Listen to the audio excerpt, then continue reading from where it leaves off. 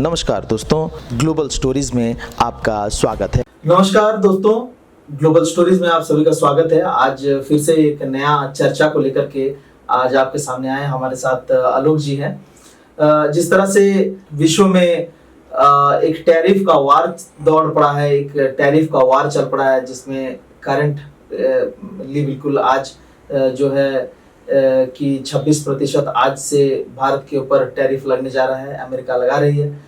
और उसी तरह चाइना को 104% टैरिफ लगने जा रहा है। और कई ऐसे विश्व में देश है जिसको बहुत ज्यादा अमेरिका टैरिफ लगाने के फिराक में है। तो ऑलरेडी उन्होंने लगा भी दिया है, व्हाइट हाउस से जो है कि ये अप्रूवल आ चुका है। तो ये जो है एक बहुत बड़ा विश्व में मुद्दा बनता जा रहा है कि किस तरह से एक टैरिफ वार एक जोन में, एक इकोनॉमिक वार जोन में बदलते जा रहा है पूरा विश्व। इसमें भारत कहाँ पे है, भारत को कितनी चुनौतियां होंगी, भारत कितने इसके लिए तैयार है, भारत का मार्केट क्या इस टैरिफ वार को झेलने में सक्षम है या नहीं है, इसी कुछ संदर्भों को लेकर के आज आपके सामने आए हैं। और आज एक्सपर्ट हमारे साथ आलोक जी बैठे हुए हैं। आप देख ही रहे हैं, शेयर मार्केट का बहुत बुरा हाल है इस समय, कभी उतार चढ़ाव बहुत ज्यादा है। इस समय आप भी सोच रहे होंगे कि पैसा लगे या ना लगे, पैसा लगाया जाए या ना लगाया जाए, बहुत कंफ्यूजन का मार्केट है। क्या आलोक जी क्या कहते हैं इसमें? जी, ये सबसे पहले तो ग्लोबल स्टोरी का बहुत बहुत धन्यवाद एक ये पॉडकास्ट के लिए। और ये बहुत ही क्रूशियल टॉपिक है, तो इस पे चर्चा जो है वो बहुत ही बनती है कि ऐसा क्या हो रहा है मार्केट में, लोगों को भी समझ में आए। तो आप कैसे देख रहे हैं विश्व में जो इस तरह से एक वार की स्थिति बनी हुई है, हम कहेंगे वार ही कहेंगे इसको, और क्या कहेंगे? जी, विश्व में स्थिति बनी हुई इस तरह से। तो इसको किस तरह से आप देखिए, अगर मैं बात करूं कि एक तरह से सच में एक वॉर है। अभी अगर आप देखोगे तो ऐसा नहीं है कि टोटली हम वेपन के थ्रू वॉर कर रहे हैं, कोई भी एक देश दूसरे देश के साथ अगर वॉर कर रहे हैं वेपन, ये अभी टोटली डिफरेंट हो चुका है सिनेरियो। अगर अभी जो कुछ भी करना है, आप थोड़ा इकोनॉमिकली आप डिसीजन आप ले सकते हो। तो अगर अमेरिका का अगर हम डिसीजन अगर हम देखें इस तरीके से टैरिफ वॉर जैसे स्टार्ट किए हैं, तो वो अगर मैं यूएसए के प्रोस्पेक्टिव से देखूं तो वो अपने देश के हित के हिसाब से काम कर रहे हैं। उनको ऐसा लग रहा है कि नहीं, ये करने से हमारे लिए ज्यादा बेटर होगा। तो अब उसमें चाइना भी अपना पॉइंट ऑफ व्यू है उनका, उसमें भारत भी इन्वॉल्व है, पूरा का पूरा वर्ल्ड एक तरह से इन्वॉल्व है। और देखा जाए तो ये एक अच्छी खबर नहीं है देश के लिए और पूरे वर्ल्ड के लिए। भारत के लिए तो बिल्कुल भी अच्छी खबर नहीं है। अच्छी खबर नहीं है। क्यों अच्छी खबर नहीं है, आप क्या सोचते हैं? देखिए, सबसे पहली बात तो जो टैरिफ का खेल होता है एक्चुअली में क्या होता है, जो एक्सपोर्ट और इंपोर्ट, अगर मैं इसकी अगर बात करूं, लोग इसको पहले समझे एक्सपोर्ट और इंपोर्ट होता क्या है। जब हम एक देश से सामान दूसरे देश में अगर हम भेजते हैं सामान, उसको हम एक्सपोर्ट बोलते हैं। उसके अगेंस्ट में हमें हमारे देश में जैसे कि पैसे भी आते हैं। और अगर कोई इंसान जैसे यहाँ से अगर कोई वहां से मंगाए बाहर से सामान, तो वो एक इंपोर्ट हम करते हैं। तो इंपोर्ट ज्यादा से ज्यादा लोग ना करे, इसलिए भी चाहते कि नहीं इंपोर्ट ड्यूटी लगा दे, क्योंकि ऐसे में क्या होगा कि लोग दूसरे देश से सामान मंगाएंगे जी, और हमारे देश में जो उद्योग जो प्रोडक्शन है वो उसका क्या हाल होगा, यहाँ पे नौकरियों का क्या होगा अगर हम सब चीज अगर वहां पे मंगा ले। तो इसीलिए हम करते हैं कि नहीं, इंपोर्ट पे ड्यूटी लगाया जा सके, ताकि इंपोर्ट को कोई नहीं चाहता है कि बढ़ावा दिया जाए, चाहते कि एक्सपोर्ट हो, हर कंट्री चाहता है एक्सपोर्ट ज्यादा से ज्यादा हो। तो एक्सपोर्ट और इंपोर्ट का जो भी अनुपात होता है उसको एक ट्रेड हम बोल सकते हैं सरप्लस में है कि डेफिसिट में है। तो अभी अमेरिका का अगर मैं बात करूं तो वो एक जूझ रहा है ट्रेड डेफिसिट में। 2017 का अगर मैं बात करूं तो वहां पे है कि लगभग उस समय $400 बिलियन का भी ट्रेड डेफिसिट आ गया। तो अभी जो ट्रम्प आया है तो सबसे पहले उन्होंने देखा कि नहीं, सबसे पहले तो ये चुनौती से निपटना है, क्योंकि चाइना से जो भी चीप प्रोडक्ट जो मिल जा रहे हैं लोग वहां से इंपोर्ट करके यहाँ पे डायरेक्ट कर रहे हैं। तो उनको ऐसा लगा कि ये मेरे लिए खतरा है, और इस तरीके से अपना डिसीजन बना रहे हैं। जैसे आपने एक बहुत महत्वपूर्ण बात करी, दैट इज ट्रेड डेफिशिएट। जी, ट्रेड डेफिशिएट अमेरिका तो झेल ही रहा है। हाँ। ये कहीं ना कहीं ये कॉन्सिक्वेंसेस ये दिख ही रहा है कि भाई आप जो और ये भारत टैरिफ लगा रहा है, भारत भी झेल रहा है। अगर अमेरिका झेल रहा है तो भारत भी झेल रहा है, और पूरे विश्व में कहीं ना कहीं जो डॉलर से जो डिपेंडेंट है वो झेल रहे होंगे। तो आपको बताऊं कि कुछ महत्वपूर्ण कमोडिटीज जिसको हम कहेंगे, जैसे आपके हमारे यहाँ से जो एक्सपोर्ट होता है यानी अमेरिका जाता है, वो सबसे ज्यादा है आपका फूड ग्रेन्स, आपका ऑयल, फूड ग्रेन्स और इस तरह की चीजें सबसे ज्यादा जाती है। और वहां से जो इंपोर्ट होके आती है, जो कमोडिटीज है, जो चीजें हैं, वो है सबसे ज्यादा लेने वाली आपका पाम ऑयल है, कॉटन है, गारमेंट्स है, और कुछ और इम्पोर्टेंट चीजें, जैसे कुछ ऐसे दवाइयां हैं। दवाइयां हालांकि भारत ही सबसे ज्यादा अमेरिका को भेजते हैं। तो इन सेक्टरों में आपको एक बड़ा आपको उतार चढ़ाव और इस तरह की चीजें दिखेंगे। तो एक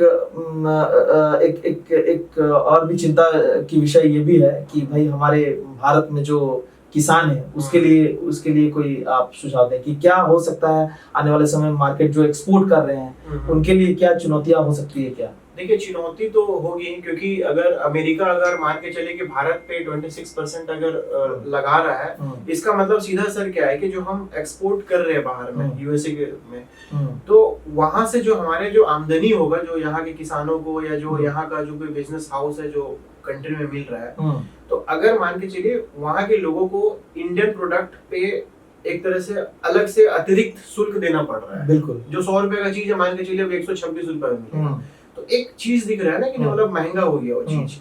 तो इससे दिक्कत भारत में ये है कि हो सकता है कि मांग वहां पे ना हो फिर भारत के प्रोडक्ट की। जब मांग नहीं होगा तो फिर हम एक्सपोर्ट वहां पे कैसे हम करेंगे? तो खतरे की घंटी तो है। तो इससे निपटने के लिए भी बहुत सारे कदम उठाना चाहिए। द्विपक्षीय व्यापार को भी बढ़ावा देना चाहिए, बायलैटरल ट्रेड को भी ध्यान में रखते हुए। मान लीजिए अमेरिका और चीन जो है इस समय बिल्कुल आमने सामने है, बिल्कुल एक दूसरे में 104% का उन्होंने चुनौतीपूर्वक सामने जो है सीना तान के एक दोनों खड़े हैं कि भाई आप अगर इतना टैरिफ नहीं मानेंगे तो हम आपके ऊपर और ज्यादा इम्पोज कर देंगे। तो वो हुआ भी लास्टली, बिल्कुल कल की ही खबर है कि 104% जो कि बहुत अतिरिक्त होती है। और उन्होंने अमेरिका ने यानी ट्रम्प ने व्हाइट हाउस से मंजूरी दिलवा करके और ये 104% का, यानी कि ये मान लीजिए कि चाइना के साथ जो है उनका व्यापार लगभग ये कह लिए कि टफ हो गया है। बहुत ज्यादा टफ हो गया है। टफ चाइना को ही बिल्कुल टफ कर दिया गया है। तो ये चाइना किस तरह से लेगी और भारत इसको कैसे देख रहा है? देखिए, ये अगर लड़ाई अगर देखें हम चाइना और अमेरिका की, तो सबसे पहले तो आप खुद देखिए वर्ल्ड का सबसे चीपेस्ट प्रोडक्शन कौन करता है? यहाँ पे चाइना करता है। चाइना का आप प्रोडक्ट देखिए, मेड इन चाइना लगभग सारे जगह पे आपको मिलेगा। तो अमेरिका इसी चिंता पे भी था कि मतलब कि जो भी चीज है लोग चाइना से मंगवा रहे हैं चीपेस्ट प्रोडक्ट, जिससे उनका जो अपना खुद का जो इकोनॉमी है वो भी, जिसके वजह से उस पर भी नुकसान हो रहा था। तो वही निपटने के लिए कि इससे कैसे हम टैकल करें इस चीजों को। आप देखिए बहुत सारे कंपनियों को भी ज्यादातर मैन्युफैक्चरिंग हब भी चाइना में लेके चले गए हैं यहाँ से, ताकि कॉस्ट बचा सके। तो कॉस्ट के चक्कर में जो जॉब क्रिएशन और जो भी वहाँ का जो ट्रेड डेफिसिट भी जो अमेरिका झेल रहा है, तो ये भी बहुत ही एक तरह से अमेरिका के लिए नुकसानदेह है।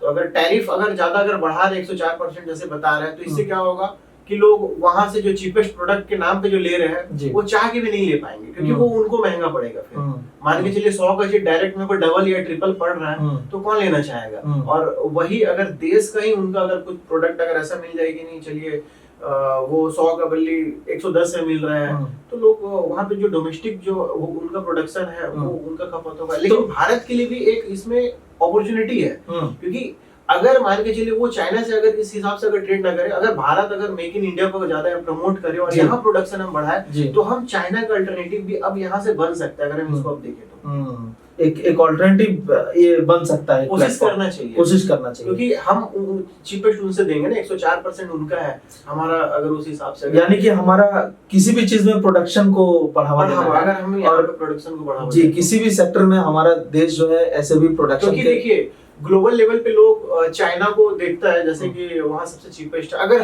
उनका अल्टरनेटिव प्रोवाइड करते हैं अमेरिका जैसे देशों को, तो हमारे लिए एक अपॉर्चुनिटी होगा। हम बस 26% को देख रहे हैं, लेकिन आप देखिए उस पे 104 है, तो उसके कंपेयर में अगर आप बात करें। अच्छा, इसमें अमेरिका के लोगों को क्या फायदा होगा? मान लीजिए कि जो है कि सामान उनके यहीं पे बनेगा, कमोडिटीज जितने सारे हैं उनको टैरिफ लगा रहा है, तो ऑब्वियसली एक्सपोर्ट इंपोर्ट का मामला थोड़ा कम हो जाएगा।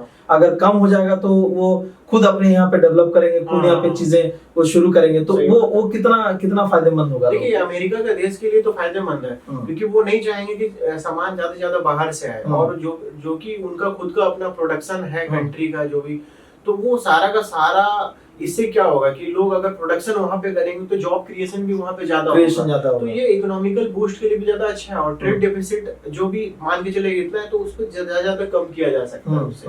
तो ये अमेरिका को इकोनॉमी के लिए अपने हिसाब से सही है, क्योंकि कोई भी देश अपने देश का ही हित चाहेगा, नेशनल इंटरेस्ट को ध्यान में रखते हुए वो डिसीजन लेगा। और ये चाइना के लिए बिल्कुल भी बुरी ही खबर है, क्योंकि वो जैसे अमेरिका जैसा अगर देश अगर उस पर इस तरीके से लगा रहा है तो सोचिए कि मार्केट जो है एक वो मार्केट उससे थोड़ा अछूत ना हो जाए। लेकिन मुझे ये लगता है कि भाई जो अमेरिका ट्रम्प जिस तरह से डिसीजन ले रहा है, एकदम बिल्कुल क्विक डिसीजन ले रहा है, ऐसे लग रहा है कि कहीं कोई दौड़ में शामिल हो रहा है। और मुझे ऐसा लगता है कि कुछ असुरक्षा महसूस मुझे ऐसा लगता है कि जैसे कि अभी डोनाल्ड ट्रम्प जैसे आया है और इससे पहले जॉय बाइडेन का जो 4 साल का जो कार्यकाल था, तो उससे पहले तो डोनाल्ड ट्रम्प ही थे। तो उन्होंने, मुझे ऐसा लगता है कि जहाँ पे जो चीज सोचे कि मैं छोड़ के जा रहा हूँ, क्योंकि 2017 का ही डेटा है, तो उसके बाद वो अभी वो डिसीजन वो अपने हिसाब से ले रहे हैं। तो उनको ऐसा लग रहा है कि मैं जहाँ पे जो स्टॉप किया हूँ वहां से मैं कंटिन्यू करूँ। तो मतलब मेरा परसेप्शन है।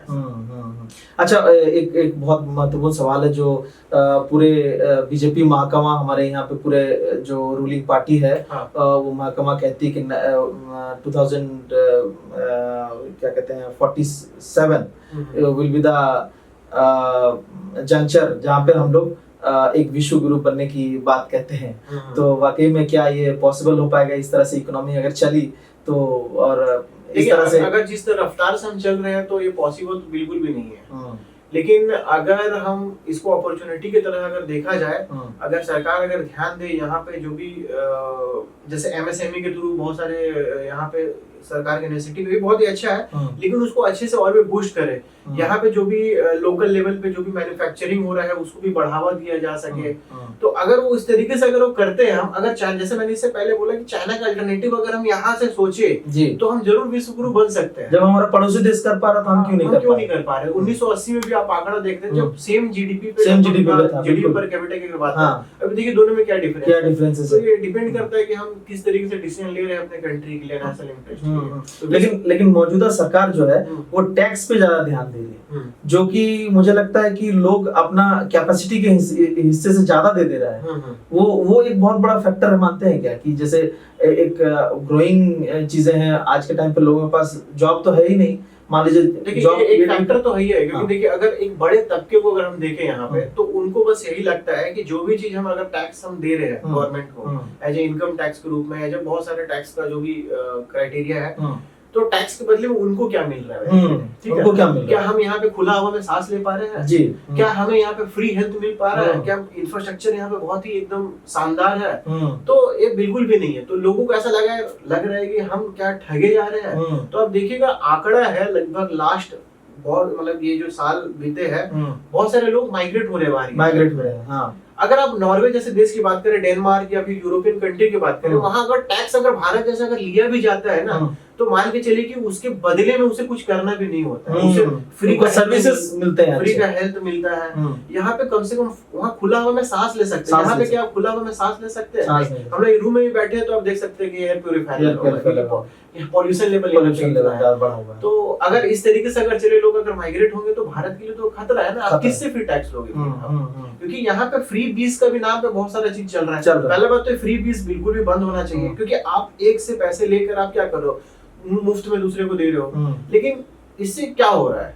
कुछ नहीं हो रहा ना। क्या हम लोग को ध्यान देना चाहिए कि जो फ्री बीज हम दे रहे हैं, कुछ ऐसा अपॉर्चुनिटी हम नीचे तबके के लिए भी जो है उसको उठाने के लिए हम काम करें तो वो ज्यादा बेटर ना, ताकि वो भी हमें कल को टैक्स दे, छोटा सा रूप में जो भी हो, हम उनको बढ़ावा अगर दे। अगर टैक्स का एक मापदंड होना चाहिए, अगर उस तरीके को हम ध्यान में अगर दिया जाए तो देश विश्व गुरु बन सकता है। लेकिन अगर जिस तरीके से चल रहे हैं, मुझे नहीं लगता है कि अगर सिर्फ टैक्स को हिसाब से कि आप पॉपकॉर्न पे इस तरीके से टैक्स लगाए तो ये कोई मतलब नहीं होता। आप मतलब क्राइटेरिया कर रहे हो कौन सा क्या है क्या नहीं है, तो ऐसे नहीं चलेगा। मतलब सरकार के जो डिसीजंस हैं वो थोड़े से और बैलेंस्ड और चीजें होनी चाहिए। ऐसा ना कि किसी के ऊपर भी किसी भी कम्युनिटी पे किसी भी चीज पे जो है टैक्स लगा करके और वो अपने आप को मतलब इस तरह से कि इस तरह से विश्व गुरु नहीं बना जा सकता। जी कुल जी मिला के। क्योंकि विश्व गुरु तो- बनने के लिए हमें सारे चीजों पे काम करना होगा। सारे ऐसा चीजों नहीं है पे कि काम कोई एक जादू की छड़ी है कि आप वो तुरंत आप कर दिए और तुरंत वो सारा चीज ठीक हो गया। हमें जैसे- एक एक चीज पे ध्यान देना होगा। जैसे स्मार्ट सिटी का हम उदाहरण बहुत अच्छे तरीके से ले सकते हैं कि स्मार्ट सिटी बनाने की कोशिश की गई, लेकिन वो पैसा कहाँ गया, कहाँ गया आप देख रहे हो, 100 स्मार्ट सिटी की बात हुई थी, लेकिन अभी उसमें कुछ से नहीं पता चल कुछ रहा नहीं है पता चल रहा है तो स्मार्ट इस सिटी तरीके कहाँ से है। नहीं होता है ना, हाँ। क्योंकि जब गवर्नमेंट आई तो वो मतलब कि एक तरह से होता है ना, लोगों को लग रहा है कि नहीं कुछ हो रहा है, कुछ हो रहा है, लेकिन अंततः आप देखिए लास्ट में पता नहीं चल रहा कहाँ क्या गया है। तो आपका एग्जीक्यूशन तो है, आपके मुंह पे तो बातें हैं, लेकिन उसका जो है इम्प्लीमेंटेशन बिल्कुल जीरो है। हाँ। ग्राउंड लेवल पे जैसे कांग्रेस सवाल उठाती रही है, आज हम राज्यसभा लोकसभा देखते हैं तो उसमें सवाल उठाती रही है कि भाई आपका ग्राउंड लेवल पे काम कहाँ दिखता है।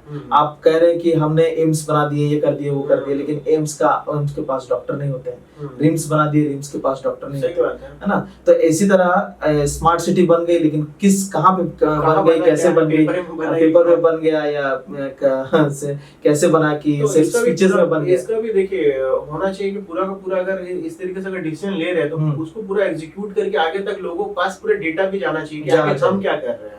आखिर हम क्या कर रहे हैं, बिल्कुल। तो तभी हमारा देश ग्रो करेगा हाँ। और इसी तरह हम आगे बढ़ सकते हैं। ऐसे में हमारे पास जो कि चुनौती बहुत ज्यादा इस समय है कि भाई टैरिफ के मामले में या फिर किसी भी छोटा मोटा वर्ल्ड लेवल पे डिसीजन होता है तो सबसे ज्यादा इफेक्टेड हमारा कंट्री हो जाता है।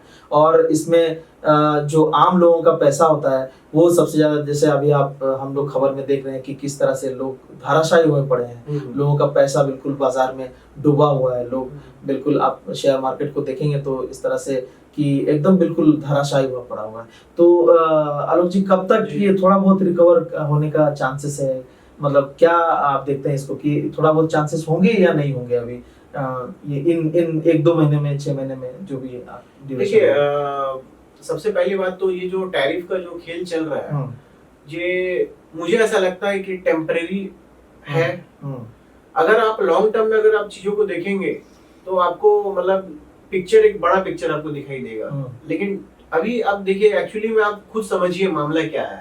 अमेरिका एक अपना एक चाहता है कि जो हम एक सुपर पावर है वो हम अपने आप को उस तरीके से ही अपने आप को दिखाए, प्रेजेंट तो वो चाइना जब उभर रहा है उनके सामने एक एज कॉम्पिटिटर, तो अमेरिका को भी डर लग रहा है कि कहीं वो हमसे आगे ना निकल जाए किसी मामले में। इससे पहले भी आप देखे थे कि रसिया जो सोवियत यूनियन था उनके साथ में भी एक होड़ बनी हुई थी कि मतलब कि कौन आगे निकल जाए। तो उस समय बात अलग थी, उस समय एक बात था कि सुपर पावर है जो वेपन के हिसाब से बात करे या अपने आप को साइंस के क्षेत्र में बात करे, वहां पर भी होड़ बनी थी कौन चांद पे पहले पहुंच रहा है, कौन अंतरिक्ष में। आप देखोगे बहुत सारा उस समय चल रहा था मामला।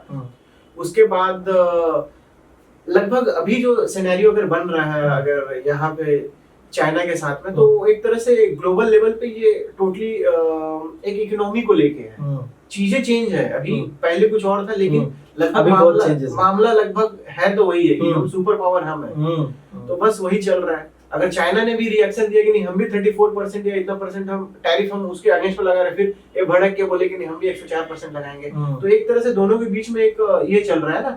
लेकिन इससे ग्लोबल भी तो इम्पैक्ट होगा, बिल्कुल इम्पैक्ट होगा और आम लोगों के ऊपर ज्यादा इम्पैक्ट होगा। और हमारा कंट्री जैसे है ग्रोइंग कंट्री है, से मतलब अभी इसमें हर चीज एक डेवलपमेंटल। देखिए मैं अगर बात करूं तो यहाँ पे जो भी डेवलप कंट्री है उनको अपना थोड़ा जिम्मेदारी भी समझना होगा। उनको ये समझना होगा कि जो भी डेवलपिंग कंट्री है, जो भी ग्रो करने का हम आप मौका दीजिए उनको। आप जैसे कि अगर उनके आप रेसिप्रोकल टैरिफ अगर लगाते हैं, रेसिप्रोकल का मतलब क्या है कि आप 20% लगा रहे हो तो हम भी 20% लगा, तो ऐसा नहीं चलता है ना। अगर डेवलपिंग कंट्री इनको ज्यादा जरूरत है, आप उनको निकालने की कोशिश तो करें, कैसे निकलेंगे हम? आप उनके साथ ठीक है ट्रेड कीजिए, जिसमें भी आगे है। आप सब चीज तो आप नहीं कर सकते ना। अगर मान के चलिए भारत में क्या तेल का उत्पादन होता है? नहीं होता है, तो ये तो मजबूरी है कि हम वहां पे चलेंगे। कोई भी अरेबियन कंट्री तो ऐसे ही चलता है ना कि जो मेरे पास जो चीज का उत्पादक नहीं है, हम दूसरे देश से वो चीज हम करेंगे। लेकिन रेसिप्रोकल टैरिफ लगा के आप इससे क्या साबित करना चाहते हैं? आप अगर इस तरीके से टैरिफ अगर भारत जैसे देशों में अगर आप लगाते हैं तो आप एक तरह से आप नहीं चाहते कि कोई ग्रोइंग कंट्री आगे बढ़े। तो उनका भी एक दायित्व है कि एक ग्रोइंग कंट्री जो है वो भी आगे बढ़े और एक रेसिप्रोकल टैरिफ नहीं होना चाहिए बिल्कुल भी। रेसिप्रोकल टैरिफ नहीं होना देखिए चाहिए। अगर हमारे पास भी अगर सरप्लस में पैसा होगा तो हम भी देश के इंफ्रास्ट्रक्चर में खर्च करेंगे, उससे हमारे भी देश ग्रो होगा, दोनों देश ग्रो होगा। तो आप रेसिप्रोकल करेंगे तो आप कंपटीशन दिखा के आप क्या साबित करना चाहते हैं? तो ये कंपटीशन बिल्कुल नेगेटिव वे में जाएगा। हाँ। क्योंकि एक तो बहुत बड़ा हो जाएगा, एक बहुत छोटा का छोटा ही रह सही जाएगा, बात है। उससे कोई बहुत ज्यादा वैश्विक स्तर पे ये जो है हासिल होने वाला नहीं है। क्योंकि आपको समानांतर चीजें रखेंगे तो उसमें प्रतिस्पर्धा में भी मजा है, सही बात है। और उसमें मुझे लगता है कि एक लॉजिकल वार हो तो उसमें ज्यादा अच्छा रहता है। हालांकि नेताओं में इस समय होड़ मची होती है, हर एक कंट्री में हाँ, सही बात नेताओं में बहुत ज्यादा होड़ है कि भाई हम आगे हम आगे हम आगे। इस चक्कर में जो है सबसे ज्यादा जो आम लोग हैं वो पीसते हैं। तो मैं आपसे ये जानना चाहूंगा कि लोगों को कैसे उभरना चाहिए, कैसे उभरे लोग ये जो एज ए इन्वेस्टर की बात करें, इन्वेस्टर है, इन्वेस्टर देखिए एज ए इन्वेस्टर की अगर बात करें तो ये सारा जो चीज अगर चल रहा है ना, तो एज अ मैं सोच रहा हूँ कि मतलब इसको एज अ टेम्परेरी है। तो इसको अगर आप लॉन्ग टर्म पे अगर पिक्चर को आप देखेंगे तो आपको कोई दिक्कत नहीं होगा। कभी भी आप नॉर्मली आप टेम्परेरी चीजों को ध्यान में ना दें, और कभी भी आप अगर देख रहे हो तो कभी भी इस तरीके के जब मामला आता है तो कुछ प्रोडक्ट होते हैं डिफेंसिव प्रोडक्ट। डिफेंसिव प्रोडक्ट का मतलब है कि मार्केट चाहे कुछ भी हो जाए उस प्रोडक्ट पे असर नहीं पड़ेगा। जैसे क्या हो गया फूड इंडस्ट्री जी, जैसे एग्रीकल्चर इंडस्ट्री है, फार्मास्यूटिकल्स इंडस्ट्री है, तो इस पे पड़ेगा, लेकिन थोड़ा बहुत पड़ेगा क्योंकि ये डिफेंसिव है। ये डिफेंसिव से भी आप समझ रहे हो कि कैसा भी सिचुएशन हो ये अपने डिफेंस में रहता है। आपको दवा चाहिए, हाँ दवा चाहिए, कोई बीमार होगा तो आपको चाहिए। आप भले आप चीप मतलब कि जो भी प्रीमियम प्रोडक्ट है वो आप भले आप यूज नहीं करोगे, होटल आप यूज नहीं करोगे, आप प्लेन में जाना यूज नहीं करोगे, लेकिन आप क्या खाना, आपको तो बेसिक जरूरत है, आपको खाना पड़ेगा। Clothing is also important. आप बीमार हो गए तो आपको हॉस्पिटल और दवा की जरूरत पड़ेगी, दोनों जरूरत पड़ेगी। तो कभी भी आप एक करो तो एक डिफेंसिव प्रोडक्ट पे भी जरूर ध्यान दें, उस पे आप इन्वेस्ट करें, वो आपके लिए भी ज्यादा बेनिफिट है, और लॉन्ग टर्म पे ही हमेशा सोचे, और ये सब जो है वो भी चलता रहेगा अपने जगह पे। ये हमारे साथ आलोक जी थे। टैरिफ को लेकर के इन्होंने समझाया कि टैरिफ किस तरह से हमारे भारत में असर डालेंगे, और किस तरह से आगे भी थोड़े दिन और असर मुझे लगता है इसका रहेगा। अमेरिका भी ये चाहती है कि लोगों को जो है कि आदत हो जाए 26% की, और चाइना को तो उन्होंने डबल टैरिफ लगाया, हो सकता है ये आदत नहीं डलेंगे, और दोनों में इस तरह से पहले भी कई चीजों को लेकर के वार चलता रहा है, और अब भी मुझे लगता है वो थोड़ा बहुत इकोनॉमिक वार इस समय चलता रहेगा।